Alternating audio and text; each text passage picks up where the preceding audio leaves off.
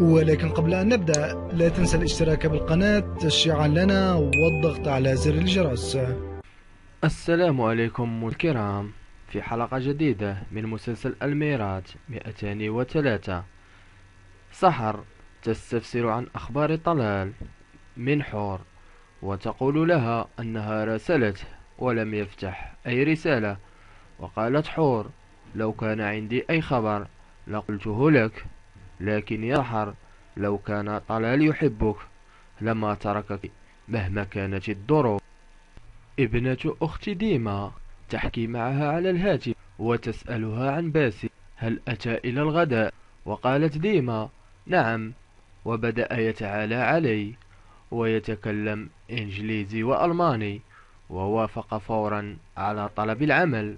وقالت ديما أنها ستخبر والديها بما يفعله باسل، لكن ابنة أختها طلبت منها أن تصارح ماجد.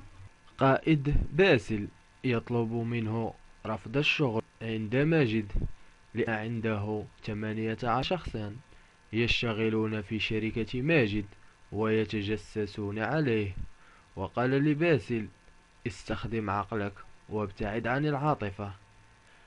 فهد يعيد جوازات السفر لباسل ويعتذر منه ويقول له: فعلنا كل ما، لكن للأسف. ديما تحكي مع زوجها وتقول له: لا داعي أنك تشغل باسل في الشركة لأنه أخي فقط.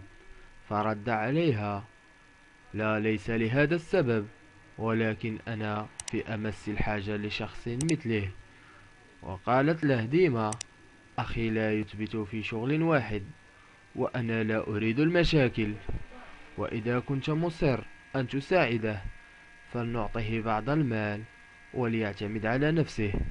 جويرية تحكي مع إبراهيم وتقول له: آخر شيء كنت أتوقعه أن تظهر لنا وريثة جديدة، والبنت التي في الصورة ناوي يوسف أن يعطيها حصته من الميراث. تعب عبد المحسن وشقى عمره، سيروح لبنت لا نعلم من هي أصلا. وتوعدت جويرية قائلة: قسما بالله لو استطعت أن أصل إليها لقتلتها قبل أن ترث ريالا واحد من مال عبد المحسن.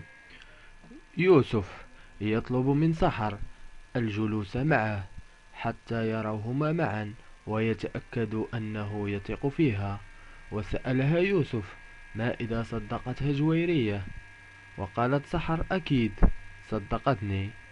وقالت له: كذبتك هذه وضعت البنت التي في الصورة في خطر. وقال لها يوسف: لا تخي، فأنا سأحميها.